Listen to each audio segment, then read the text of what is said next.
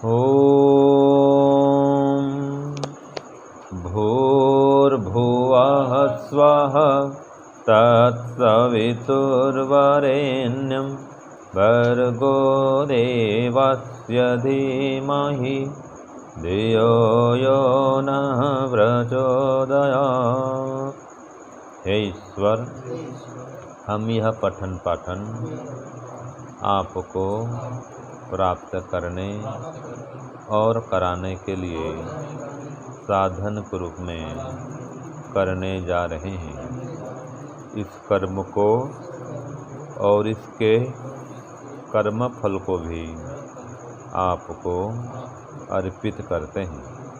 ओम शांति शांति शांति। सबको सादर नमस्ते जी। हमारा वेदांत दर्शन का पाठ चल रहा था। द्वितीय अध्याय तृतीय पाद हम पढ़ रहे थे। सूत्र संख्या 28 तक हमने पढ़ा और हमने जाना कि जीवात्मा अणु है, एक देशी है, और पहले पढ़े थे वो ज्ञानवान है, उसमें चेतना है। तो अपने चेतना शक्ति से वो अणु होते हुए भी, एक देशी होते हुए भी सारे शरीर में सभी इंद्रियों का संचालन कर लेता है। ठीक है, ये विषय हमने पढ़ा था। अब आ रहा है सूत्र संख्या 29। ठीक है जी। अब इसमें पूर्व पक्षी आ रहा है। सूत्र बोलिए, तद गुण सारत्वात् तु तद व्यपदेशः प्राज्ञवत्। इसका लिखिए प्रश्न। कहाँ पर हलंत है ना? प्राज्ञवत् तद है ना? हलंत है ना? नहीं, मेरे में हलन दिया है। हाँ, तद व्यपदेशः तद व्यपदेशः।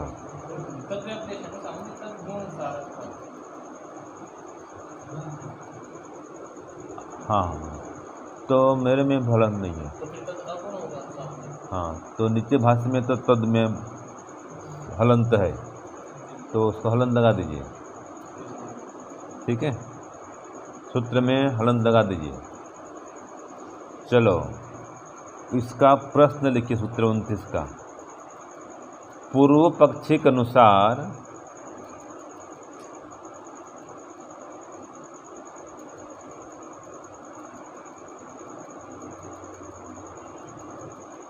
सूत्र 29 का लिखने। ठीक है,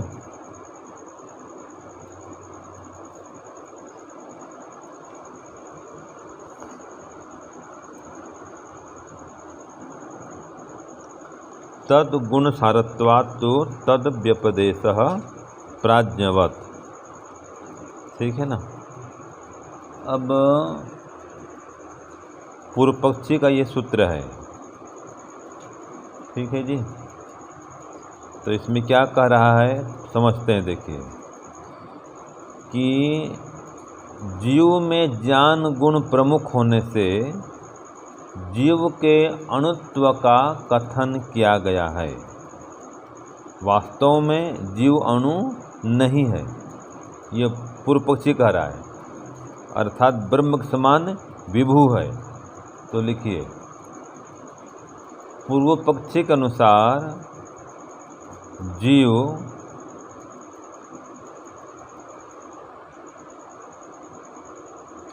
पूर्व पक्षी के अनुसार जीव का स्वरूप क्या है?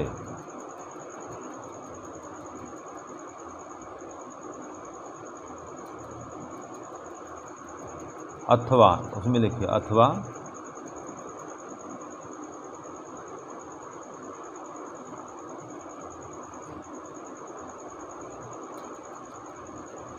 पूर्व पक्षी के अनुसार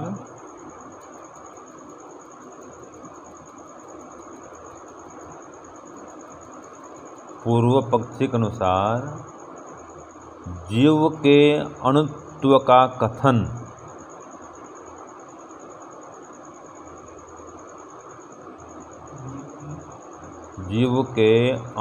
का कथन कैसा है,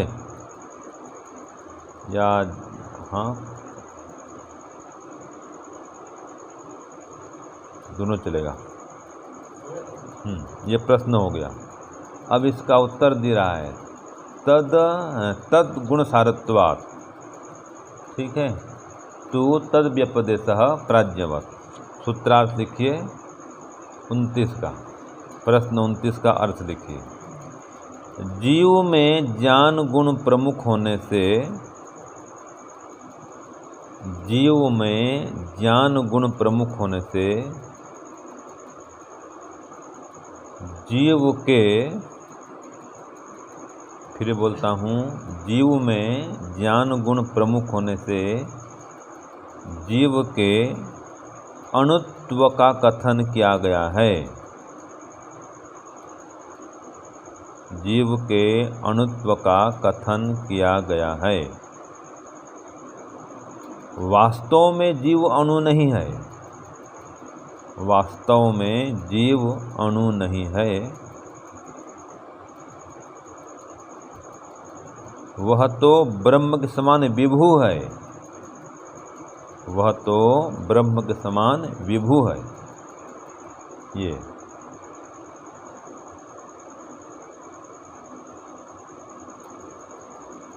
ठीक है। ये प्राज्ञवत, प्राज्ञवत माने ब्रह्म है, पर प्राज्ञ किसके लाया है? ब्रह्म के लाया। लिख लो, प्राज्ञ माने ब्रह्म, प्राज्ञवत ब्रह्म के विभु के होने के समान, या ब्रह्म के समान मतलब विभु होने के समान। तो तद गुण सारत्वात्, उसमें ज्ञान गुण प्रमुख होने से ही तद व्यपदेश माने जीव के अणुत्व का कथन हुआ है। व्यपदेश माने कथन, उपदेश। समझ में आ गया? तो ये पूर्व पक्षी कह रहा है कि देखो जी, इसमें ज्ञान गुण प्रमुख है, इसलिए कोई इसको अणुत्व से युक्त कर दिया है, अणु कह दिया गया है। वास्तव में अणु नहीं है कह रहा है पूर्व पक्षी, जीवात्मा अणु नहीं है। कैसा है? वो तो ब्रह्म समान है, प्राज्ञवत ब्रह्म समान है। तो ब्रह्म समान मतलब जैसे ब्रह्म विभु है वैसे ये भी विभु है। और क्या प्रमाण दे रहा है कि देखो, तस्य आत्मनो गुणो ही प्रज्ञा तस्य सारत्वात् प्रधानत्वात्, कि जो जीवात्मा है उसका अपना गुण ज्ञान है। ठीक है, और उस ज्ञान गुण के ही प्रमुख होने से, सारत्वात् माने सार रूप में होने से, सारत्वात् माने प्रधानत्वात्, उसमें ज्ञान गुण का सार होने से, प्रधान होने से। तो आत्मगुणस्य प्रधान, आत्मगुणस्य प्रज्ञायाः प्रधानत्वात्, आत्मगुण के प्रधान होने से चेतना रूप में, प्रज्ञायाः, प्रज्ञा माने चेतन शक्ति, चेतना, बुद्धि, वो प्राज्ञ। हाँ, ये तो प्रज्ञा है ना, प्रज्ञा माने बुद्धि, चेतना, तो उसकी प्रधानता है कह रहा है। और इसलिए ऐसा कथन, तो व्यपदेश मैंने ऐसा कथन हो रहा है कि जो अणुत्व कथन हो रहा है वो इसलिए हो रहा है, हाँ, कि देशस्तस्य आत्मनो अणुत्व व्यपदेशः अणुत्व व्यवहारो अस्ति, इसलिए उसका ऐसा व्यपदेश है, कथन हो रहा है कि आत्मा अणु है और उसमें अणुपन का व्यवहार देखा जाता है, लेकिन न वास्तविक। ऐसा कथन वास्तविक नहीं है, न वास्तविक, वास्तविक नहीं है। क्यों भाई? अब उत्तर दिया प्राज्ञवत, ये प्राज्ञ माने परमात्मा। ठीक है ना? तो यथा है प्राज्ञ परमात्मा विभु, जैसे परमात्मा कैसा है? प्राज्ञ है, विभु है। और विभूषण क्वचित उपासना बुद्धिया अल्प परिमाणों विपदिश्यते, ये विभु होते हुए भी कहीं पर कह दिया गया है कि जीवात्मा हृदय दशा वाले रहने वाला है, अंगुष्ठ मात्र कहा ना। ठीक है, आगे आ रहा है अंगुष्ठ मात्र पुरुष मध्य आत्मनितिष्ठति, तो है तो विभु, लेकिन उपासना के दृष्टिकोण से उसको कहा जाए भाई यहाँ पर ध्यान करो, यहाँ उपासना करो, वो अंगुष्ठ मात्र प्रदेश वाला है। जबकि वो ईशान भूत भव्य स, भूत भविष्य का स्वामी है, सर्वत्र व्यापक है, फिर भी उसको उपासना दृष्टिकोण से यहाँ पर अणुरूप में कह दिया गया है। तो ऐसम आत्मा अंतर से अणुयान, देखो बृहर्वा यवाद्वा सरसपादवा कि आत्मा जो है हृदय में है और अणु है। और कैसा अणु है? बृह से भी अणु है, यव से भी अणु है, सरसों से अणु है, कोई सामक चावल उससे भी अणु है, कोई गेहूँ है उससे भी अणु है, इन सब से अणु है, इन अन्नों से भी अणु है वो।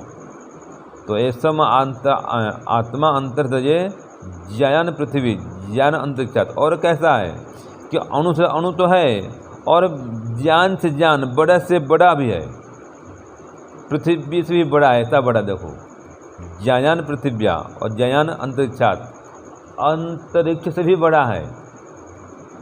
तो ये उसका कथन है कि परमात्मा अणु से अणु है। ये जितने सरसप है, जौ है, चावल है, ये इनसे भी सूक्ष्म है वो, और पृथ्वी और जो अंतरिक्ष से भी बड़ा है। तो इस प्रकार से अणुत्वम तो है, उसमें अणुपन भी है और विराटपन भी है, लेकिन यहाँ पर उसके अणुपन की चर्चा है, यहाँ पर उसके सूक्ष्म होने की चर्चा है। तो ये जो अणुत्व है, बुद्धे गुण न आत्मन, ये कह रहा है। देखो ये पूर्व जी कह दिया कि देखो भाई आत्मा तो अणु है, ये हम मानते हैं और ये सब प्रमाण भी दे दिया है, लेकिन कह रहा है यहाँ पर इसको बुद्धि का गुण बता दिया है ये पूर्व पक्षी ने कि एवं अणुत्तम बुद्धेर गुण न आत्मन, ये पूर्व पक्षी है।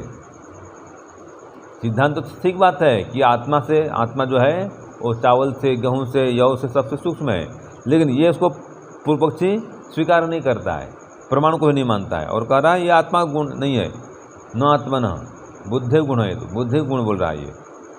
और बुद्धि विमुक्षात अणुत्व अभाव, जब बुद्धि छूट जाएगी तो उसके अणुत्व का अभाव हो जाएगा। जब बुद्धि नहीं रहेगी तो अणुपन भी इसमें नहीं रहेगा। तस्मात् न आत्मा अणु, इसलिए आत्मा अणु नहीं है। देखो तो अणुपन किसका है? बुद्धि का है, कह रहा है ये पूर्व पक्षी है, गड़बड़ कह रहा है कि जो आत्मा में आप बोल रहे हो ना आत्मा अणु है, बोल रहे हो कि चावल से, गेहूं से, चना से, बाजरी से, जौ से सबसे अणु है, सरसों से भी अणु है। तो ये बुद्धि के लिए कहा है, ये बुद्धि का गुण है अणुपन होना, ये आत्मा का गुण नहीं है, ये पूर्व पक्षी कह रहा है। और जब बुद्धि छूट जाएगी तो उसमें ये अणुपन भी नहीं रहेगा, क्यों? अणुपन तो बुद्धि के कारण से है। ये पूर्व पक्षी ने प्रश्न किया, शंका स्थापित की, ठीक है। तो इसका अणुपन क्यों हुआ? बुद्धि के कारण से हुआ है। वास्तव में ये बुद्धि है, वास्तव में ये अणु नहीं है, ठीक है।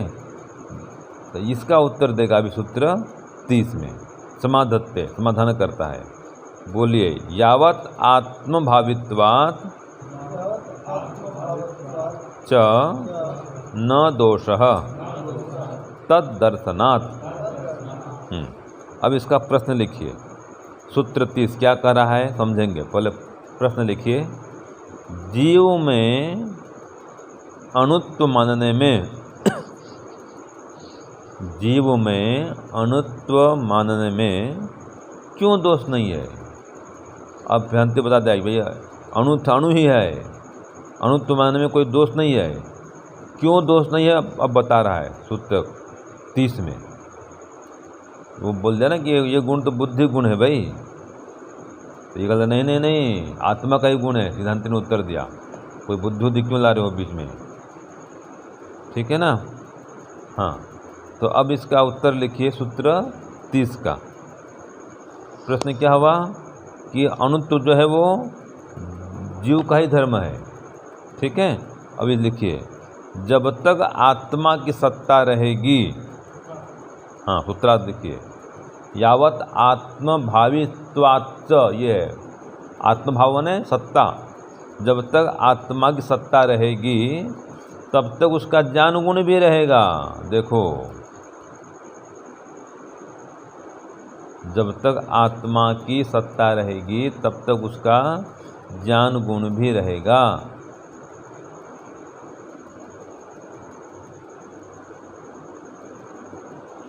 इस कारण ज्ञान गुण भी रहेगा।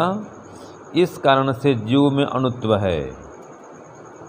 इस कारण से जीव में अणुत्व है और इसमें कोई दोष नहीं है। और इसमें कोई दोष नहीं है। हो गया? कोई दोष नहीं है। शास्त्र में भी ऐसा देखा जाने से, शास्त्र में भी ऐसा देखा जाने से ये सूत्र का अर्थ पूरा हुआ। शास्त्र में भी ऐसा देखा जाने से, सूत्र में भी कहा ना तद दर्शनात् कहा है, तो शास्त्र में ऐसा देखा जाने से, तो शास्त्र में क्या देखा गया है? ये देखा गया है कि यहाँ पर लेंगे बुद्धि से उसका कोई मोक्ष होता नहीं है। इसमें क्यों कहा ना बुद्धि छूट जाएगी, मोक्ष में बुद्धि छूट जाएगी। यहाँ पर कहा नहीं छूटती है बुद्धि, मोक्ष में रहेगी बुद्धि। कैसी बुद्धि? वो निर्णय करने की चेतना रूपी बुद्धि। बुद्धि का एक अर्थ ज्ञान भी होता है, चेतना भी होता है। तो मोक्ष हो जाए कहीं भी हो, उसमें चेतना तो रहेगी, ज्ञान रहेगा, और जो बुद्धि का कार्य है वो सब वहाँ रहता है। जैसे कि मन होती, अगर मनन करता है तो मन भी उसको उपलब्ध है उसके पास में, लेकिन वो ये प्राकृतिक मन नहीं होता है, वो परमात्मा द्वारा प्राप्त मनन शक्ति होती है। सुनना चाहते तो श्रवण शक्ति है, देखना चाहे दर्शन शक्ति है, ये सब इसमें है। तो इसमें कोई दोष नहीं है। ये पूर्व पक्षी को उत्तर दिया सिद्धांति ने सूत्र 30 में। ठीक है, अब चलो सूत्र 31 बोलिए। पुंस्त्व आदिवत्तत्वस्य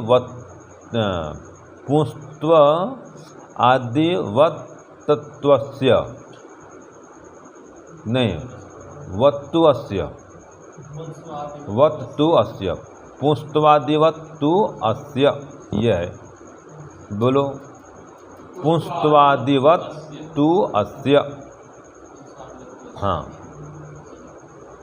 पुंस्त्व आदिवत्तु अस्य सतो अभिव्यक्ति योगात्। हाँ, सतः है, सतः अभिव्यक्ति योगात्। तो इसका प्रश्न लिखिए पहले, सूत्र क्या कहता है। तो प्रश्न लिखो सूत्र 31 का। जीवात्मा में ज्ञान पहले से ही बराबर स्वाभाविक कैसे होता है?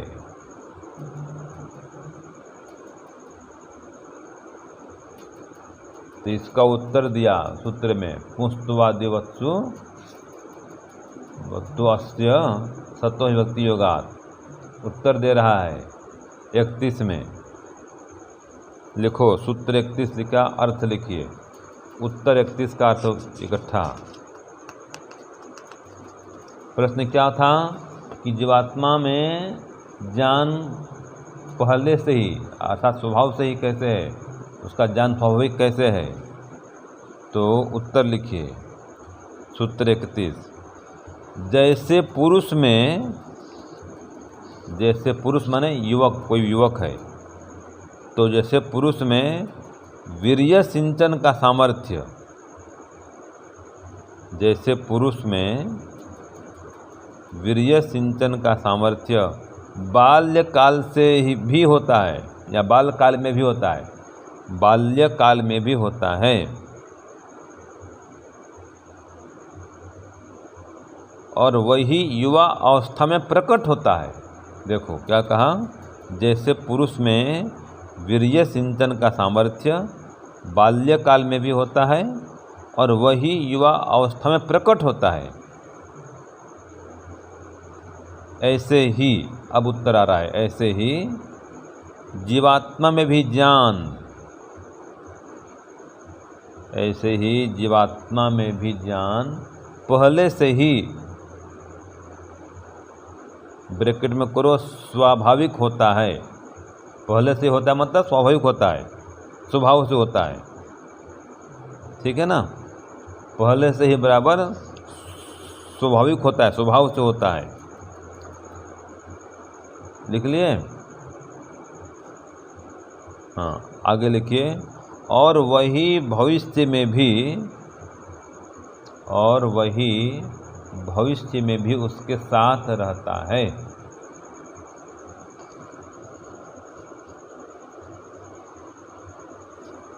ठीक है जी। तो इसने कितना अच्छा उदाहरण दिया कि देखो भाई, जो छोटा बालक है उसमें भी सामर्थ्य रहता है और युवा उसमें प्रकट हो जाता है। बाल्यकाल में वो सुप्त रहता है, युवा काल में प्रकट हो जाता है, लेकिन होता है पहले से, सामर्थ्य पहले से ही है। और जैसे पुरुष में सामर्थ्य वीर सिंचन का, ऐसे ही स्त्री में वीर्य को धारण करने का सामर्थ्य है। एक में सामर्थ्य सिंचन का है, एक में सामर्थ्य धारण करने का है, और दोनों ही यौवन काल में प्रकट होता है अपने अपने में।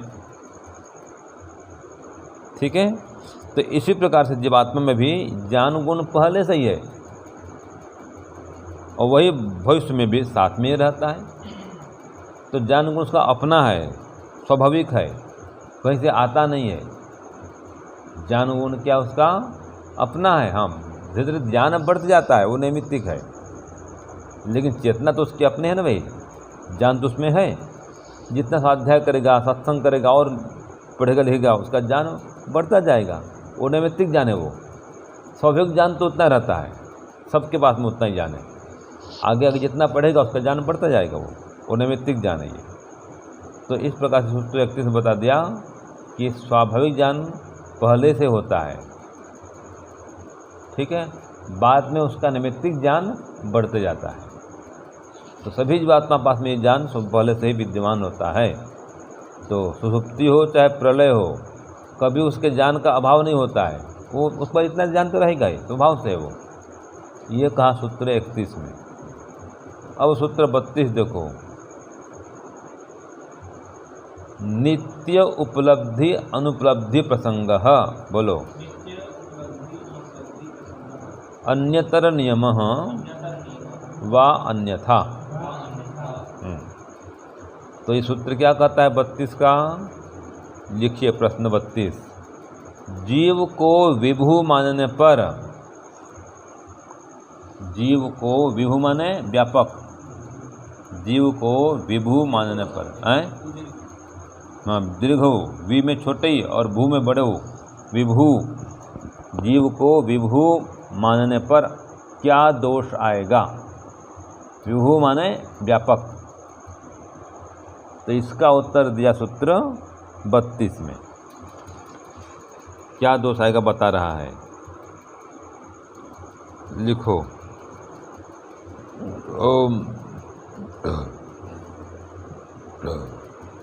जीव को विभु मानने पर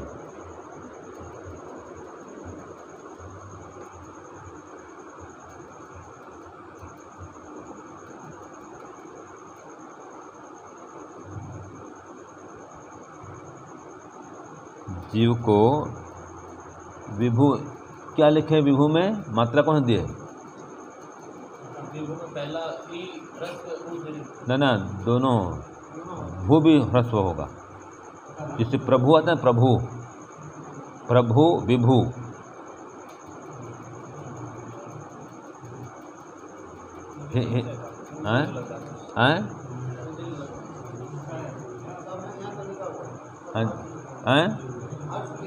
हाँ, तो हाँ, संस्कृत में भी बड़े होगा, भले हिंदी में छोटे होता है।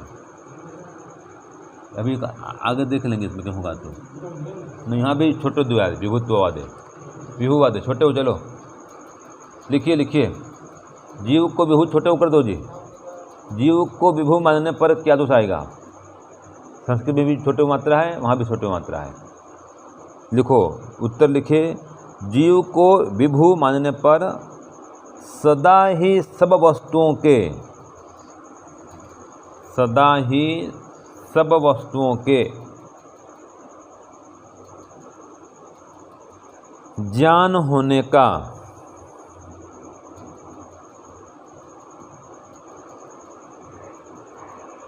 और सब वस्तुओं के अज्ञान होने का प्रसंग आएगा।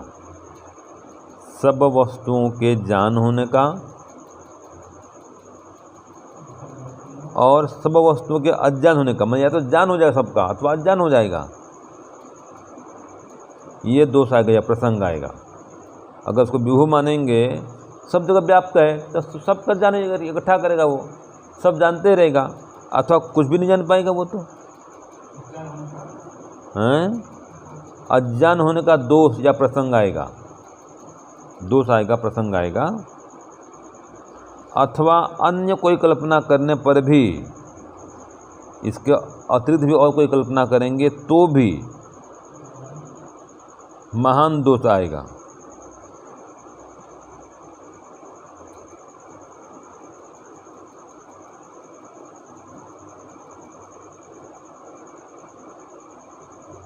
ठीक है, तो जीव को विभू मानने पर सदा ही सब वस्तु, सभी वस्तुओं का जानो इकट्ठा हो जाएगा, अथवा कोई वस्तु का ज्ञान नहीं हो पाएगा। या तो समस्त वस्तु का ज्ञान हो जाएगा, अथवा किसी भी वस्तु का ज्ञान नहीं हो पाएगा, सब वस्तु का अज्ञान हो जाएगा, मतलब सभी वस्तुओं का। ये दोष आएगा विभू मानने पर। विभू माने व्यापक है, जब व्यापक है तो सबको जानेगा ना भाई, और नहीं जान रहा है तो फिर किसी को जान नहीं पाएगा, ये दोष आएगा। ठीक है, इसलिए जीवात्मा अणुस्वरूप है। तो ये सूत्र में यही बता दिया गया है। वास्तव में जीवात्मा विभू नहीं है, अपितु अणुस्वरूप है। इसलिए जितना देखता है, सुनता है, अनुमान करता है, उतना ही जानता है, सबको जान नहीं पाता। अगर सबको जान ले तो सर्वज्ञ हो जाइए, ठीक है, तो सर्वज्ञ नहीं है, इसलिए सर्वव्यापक भी नहीं है। और व्यापक हुआ तो सर्वज्ञ हो जाएगा, क्यों चेतन है। जीवात्मा चेतन है ना भाई, जानने वाला है, देखने वाला है, सुनने समझने वाला है। व्यापक होते सबको जानेगा, समझेगा, तो सर्वज्ञ हो जाएगा वो, जबकि सर्वज्ञ तो है नहीं है, अल्पज्ञ है। इसलिए जीवात्मा व्यापक स्वरूप नहीं है, अणुस्वरूप है। तो ये हो गया सूत्र 32। चलो, ओम शांति शांति शांति। सर्वेभ्यो नमः। सबको सादर नमस्ते।